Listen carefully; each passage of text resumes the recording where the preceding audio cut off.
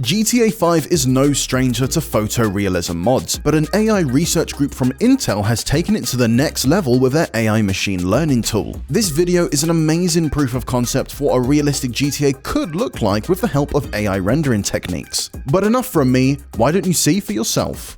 In this work, we are enhancing photorealism enhancement. To understand what that means, let us have a look at some footage from the game Grand Theft Auto 5. The game looks great, but it is not quite photorealistic. Let us now turn on our method. Our method modifies the images from the game to look more realistic. It is a convolutional network which produces images frame by frame and can be run at interactive rates.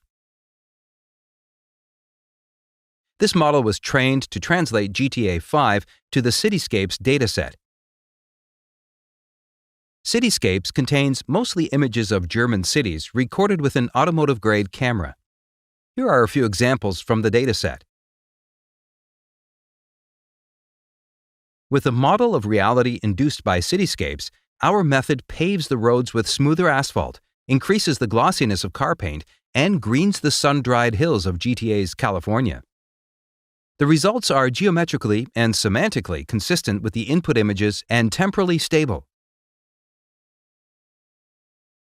Let us have a look at the state-of-the-art in comparison to our work. Here is contrastive unpaired image-to-image translation, or CUT for short. CUT is less temporally stable and hallucinates objects, such as trees in the sky or Mercedes stars on the hood of the car. Here's another state-of-the-art approach. Similar to CUT, TSIT is less temporally stable and adds many artifacts to the images. Let us now look at our method in detail to understand why it is more stable and produces less artifacts. Our method takes a rendered image from the game and passes it through an image enhancement network to produce an enhanced image. We further extract a set of rendering buffers, called G-buffers, produced by the game engine. G-buffers contain geometric information such as surface normals or distance to the camera, material information such as albedo or glossiness. They may also contain information about the lighting in a scene. We pass the buffers through a G-buffer encoder network to produce feature tensors at multiple scales. The tensors encode the information about the rendered scene. To train our networks for enhancing realism, we employ a perceptual discriminator. For each image it takes in, it produces a realism score. To make it understand what the real world looks like, we also feed it real photos. To ensure that our networks retain the structure of rendered images, we further add them to the discriminator inputs and employ a perceptual loss. Let us now zoom in on the G-buffer encoder. From the G-buffers, we can derive a semantic class label map, which assigns an object ID to every pixel. We pass the G-buffers through multiple convolutional network streams and fuse the streams again based on the object IDs. This allows the encoder to learn different ways of processing for each type of object. For example, trees will be treated differently from cars. The resulting feature tensors are further processed by residual blocks, which output tensors at multiple scales. Let us now look at the image enhancement network to see what we can do with these multi-scale tensors. The enhancement network is based on HRNet, which processes images at multiple scales in parallel. Each scale of the feature tensors matches a scale in the network. The network consists of many residual blocks at each scale. Within the residual blocks, we replace the batch normalization layers with our own rendering-aware denormalization blocks, or RAD for short. The RAD layers modulate features based on the rendering information in the G-buffer feature tensors. For more details, we refer to our paper. Let us now look at how the perceptual discriminator works. The discriminator contains a robust semantic segmentation network and a network for extracting perceptual features, in this case, a VGG-16.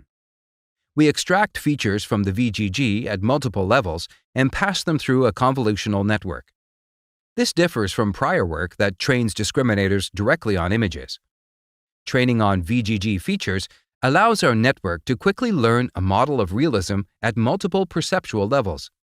We further pass the unmodified rendered image as well as real images through the segmentation network to obtain a label map for each. The label map is used to specialize the discriminator on individual object classes. Since we use a pre-trained, robust segmentation network, the object classes are consistent for rendered and real images. For more details, we refer to our paper. There is one more thing. For training discriminator networks, the common choice is to take in as much of an image as possible.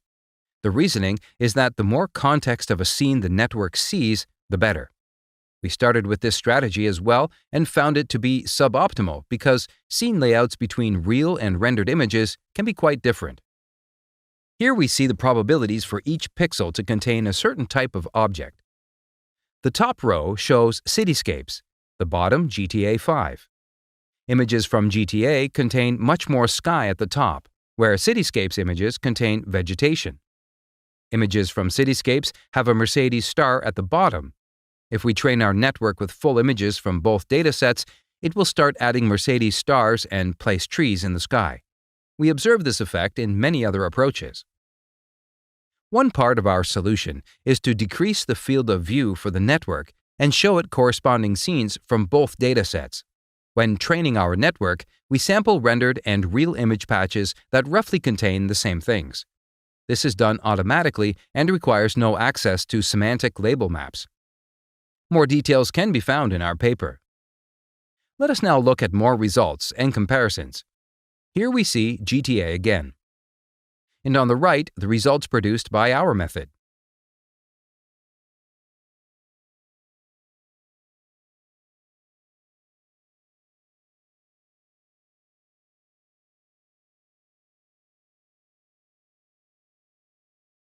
Here we see the results from classic color transfer.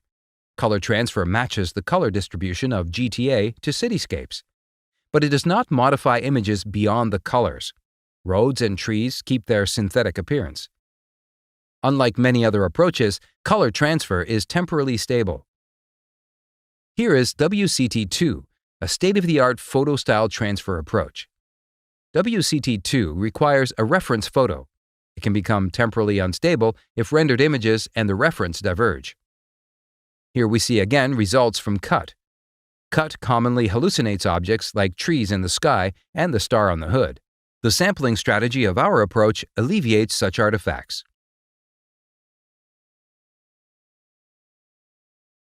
Here we see TSIT, an image-to-image translation approach.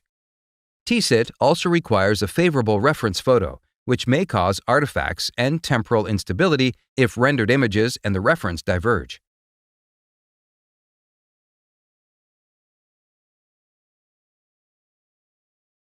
Finally, let us look at GTA again. And here's our method trained on the Mapillary Vistas dataset. Vistas features diverse images from around the world recorded with different types of cameras. Our method captures the style of this dataset with its vibrant colors, while keeping the semantic and geometric content of the underlying game.